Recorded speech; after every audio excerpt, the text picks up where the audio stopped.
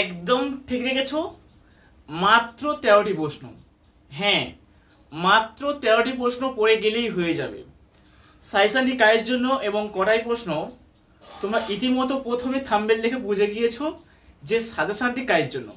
হ্যাঁ, তোমরা যারা বিদ্যাসাগর ইউনিভার্সিটি অর্থাৎ বিদ্যাসাগর বিশ্ববিদ্যালয়ের অন্তর্গত বিভিন্ন কলেজে পড়ছো ফোর্থ সেমিস্টারে, জেনারেল এবং পাস কোর্স ক্যান্ডিডেট, তোমাদের যাদের যাদের পলিটিক্যাল সায়েন্স অর্থাৎ রাষ্ট্রবিজ্ঞান সাবজেক্ট রয়েছে, প্রথম paper major B2, major B2, এই পেপারে একদম মাস্টার প্ল্যান অনুযায়ী মাত্র 13টি প্রশ্ন।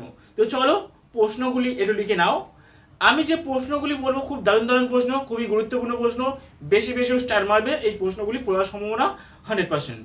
তো লেখো, এক দাগের প্রশ্ন, ভারতীয় জাতীয়তাবাদ, ভারতীয় জাতীয়তাবাদ অধ্যয়নের পদ্ধতির সাম্রাজ্যবাদী ও জাতীয়তাবাদীর দৃষ্টিভঙ্গি আলোচনা করো।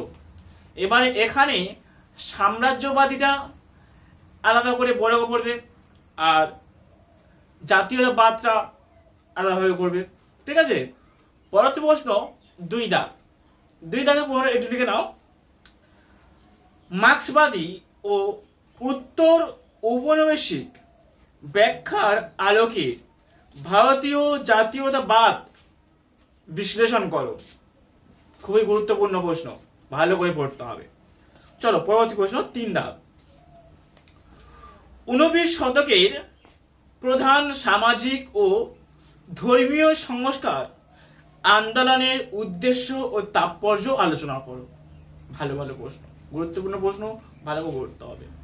পরবর্তী প্রশ্ন লিখে দাও 4 দাগ, ঔপনিবেশিক ভারতের জাতীয়তাবাদী রাজনীতির ধাপগুলি আলোচনা করো। এর যে ধাপগুলি কয়েকটা তোমাদের সিলেবাসে উল্লেখ করেছি, আমি বলে দিই দেখো, উদারপন্থী, চরমপন্থী, স্বদেশী ও বিপ্লবী পর্যায়, এই পর্যায়গুলো তোমাদের সাথে সাথে টিকার জন্য বা পাঁচের জন্য করতে হবে। ঠিক আছে, আশা করছি বোঝাতে পারলাম। যদি বোঝাতে পারি তাহলে ভিডিওটা করা আমার সার্থকতা হবে বা সার্থক হবে। যাই হোক, ভালো করে পড়বে। ঠিক আছে, পরবর্তী প্রশ্ন লেখো 5 দাগ, লেখো, গান্ধীজির নেতৃত্বের জাতীয় আন্দোলনের ধাপগুলি অসহযোগ আন্দোলন, সিভিল অবাধ্যতা আন্দোলন ও ভারত ছাড়ো আন্দোলনের আলোচনা করো। বেশি বেশি করে স্টার মারো। পরবর্তী প্রশ্ন লেখো, 19 হবে না, উপনিবেশিক, লেখো, উপনিবেশিক ভারতে কৃষি, আদিবাসী ও শ্রমিক আন্দোলনের ভূমিকা বিশ্লেষণ করো। এটা প্রথমেই আমাকে মিস্টেক হয়েছে বা গুলিয়ে গেছে, একটু বলে দিই, তবু পারাগা প্রশ্নটা সম্পূর্ণ লিখে নাও। 6 দাগের প্রশ্ন, উপনিবেশিক ভারতের কৃষি, আদিবাসী ও শ্রমিক আন্দোলনের ভূমিকা বিশ্লেষণ করো। এখানে কৃষি, আদিবাসী ও শ্রমিক দুটো আলাদা আলাদা করতে হয় প্রত্যেকটা কিন্তু। ঠিক আছে, পরবর্তী প্রশ্ন দেখো 7 দাগ, জাতিভেদ, জাতিভেদ প্রশ্ন ও অব্রাহ্মণ্য রাজনীতির তাৎপর্য আলোচনা করো। পরবর্তী প্রশ্ন 8 দাগ, লেখো, নারীদের ভূমিকা জাতীয়তাবাদী আন্দোলনে কিরূপ ছিল তা আলোচনা করো। পরবর্তী প্রশ্ন লেখো 9 দাগ, সাম্প্রদায়িক প্রশ্ন দ্বিজাতি তত্ত্ব কি, ভারতের বিভাজনের প্রেক্ষাপট আলোচনা করো। বেশি বেশি স্টার মারবে। ঠিক আছে, 10 দাগ, 10 দাগের প্রশ্ন লিখে নাও, সমাজ ও ধর্ম বা ধর্মীয়, সমাজ ও ধর্মীয় সংস্কার আন্দোলনের জাতীয়তাবাদ গঠনের অবদান সংক্ষেপে আলোচনা করো। দারুণ দারুণ প্রশ্ন, খুবই গুরুত্বপূর্ণ প্রশ্ন, ভালো করে পড়তে হবে। ঠিক আছে, পরবর্তী প্রশ্ন দেখো, স্বদেশী আন্দোলনের গুরুত্ব ও সীমাবদ্ধতা আলোচনা করো। ঠিক আছে, পরবর্তী প্রশ্ন দেখো, ভারত ছাড়ো আন্দোলন, ভারত ছাড়ো আন্দোলনের বৈশিষ্ট্য ও তাৎপর্য আলোচনা করো। ভারত ছাড়ো আন্দোলনের তাৎপর্য ও বৈশিষ্ট্য আলোচনা করো, ভালো করে পড়তে হবে। পরবর্তী প্রশ্ন লিখে নাও, জাতীয়তাবাদী আন্দোলনের নারীর অংশগ্রহণের বিশেষ ভূমিকা আলোচনা করো। এই কটা প্রশ্ন ভালো করে পড়তে হবে। তোমাদের 13টা প্রশ্ন বলেছিলাম, এই 13টা প্রশ্ন দিয়ে দিলাম, ভালো করে পড়ো, পড়লেই ফলাফল নিশ্চিত। অবশ্যই এখান থেকে প্রশ্ন কমন। আর একদম প্রশ্নগুলি যেগুলো দিচ্ছি একদম খুঁটিয়ে খাটিয়ে পড়তে হবে, তবে কোনো অ্যাপ থেকে নিয়ে পড়লে হবে না।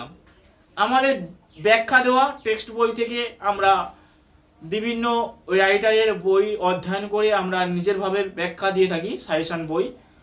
তো সেই সাজেশন হিসেবে তোমাদের নোট তোমাদের পড়তে হবে, খুঁটিয়ে খাটিয়ে পড়তে হবে। কারণ খুঁটিয়ে খাটিয়ে পড়লে টিকা প্রশ্ন, শর্ট প্রশ্ন এগুলো লিখতে পারবে। কিন্তু অ্যাপ থেকে যদি উত্তর নাও, কোনো প্রশ্ন উত্তর দিতে পারবে না। একমাত্র যে প্রশ্নগুলি দিলাম এখান থেকে উত্তর দেবে, আর তাও যে উত্তরগুলো তোমার লিখে আসবে সব ভুলভাল উত্তর লিখে আসবে, ঠিক আছে? আর স্যারেরা নম্বর দিতে ইচ্ছা করবে না, দেবেও না, ঠিক আছে? যাই হোক, পাশে নম্বর দিয়ে দিচ্ছি, ঠিক আছে? বা পাশে নম্বর দেওয়া রয়েছে।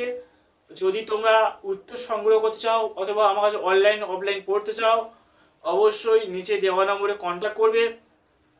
আমি লেখক শোভন স্যার, লেখক হিসেবে তোমাদের গাইড করে দেবো খুব সুন্দরভাবে, ঠিক আছে? অবশ্যই ফলাফল ভালো পাবে, ঠিক আছে? তো ভিডিওটা এই পর্যন্ত শেষ করবো। সবাইকে বলবো লাইক করো, কমেন্ট করো, বন্ধুদের মধ্যে বেশি বেশি পরিমাণে শেয়ার করো, আর চ্যানেলটাকে সাবস্ক্রাইব করে অবশ্যই সঙ্গে থেকো। তোমাদের এই একটা সাবস্ক্রাইবের জন্যে দেখবে তোমরা আমাকে সহযোগিতা করবে, আর একটা শেয়ারের জন্য তুমিও উপকৃত হবে, তোমার বন্ধুরাও উপকৃত হবে। একটা ছাড়া তোমরা একাধিক শেয়ার অবশ্যই করবে, আর নিজেরাও চ্যানেলটাকে সাবস্ক্রাইব করে সঙ্গে থেকো। তো ভিডিওটি প্রথম থেকে শেষ পর্যন্ত দেখার জন্য সবাইকে ধন্যবাদ।